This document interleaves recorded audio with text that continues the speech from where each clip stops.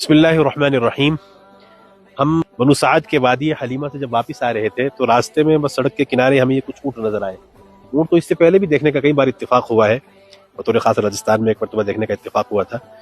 تو یہاں پر جو رکنے کا مقصد ہے، آپ کو جو بتانا مقصود ہے وہ یہ ہے کہ اللہ تبارک و تعالیٰ قرآن میں فرماتے ہیں نا فَلَا يَنظُرُونَ إِلَى الْإِبِلِ كَيْفَ خُلِقَتْ، کیا تو یہ لوگ دیکھتے نہیں ہیں کہ اونٹ کو کیسے پیدا کیا گیا ہے؟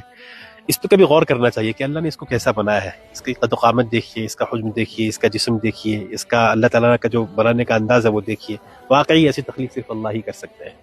اور جو اس سے آگے کی بات ہے، جو بتلانی مقصود ہے، وہ یہ ہے کہ یہ کیا کھا رہا ہے، ذرا غور کریں۔ راستے میں آتے ہوئے ہمیں کچھ لوگوں نے کہا کہ راستے میں جگہ جگہ آپ کو کانٹے ملیں گے، بہت احتیاط سے قدم رکھیے گا ورنہ یہ بہت زہریلے کانٹے ہوتے ہیں۔ تو وہی زہریلے کانٹوں والا جھاڑ، یہ درخت، یہ اونٹ جو ہے نا اس کو کھا رہا ہے۔ اب اللہ نے اس کو اندر سے کیسا بنایا ہے، ذرا غور کیجئے کہ یہ کانٹوں کو اپنے اندر لے رہا ہے اور اس کو آسانی سے ہضم کر لے گا، کوئی دقت اور پریشانی نہیں۔ یقیناً یہ صرف میرے اللہ کی تخلیق ہے۔ تبارک اللہ احسن الخالقین، اللہ سے بڑھ کر کے کوئی پیدا کرنے والا نہیں ہے۔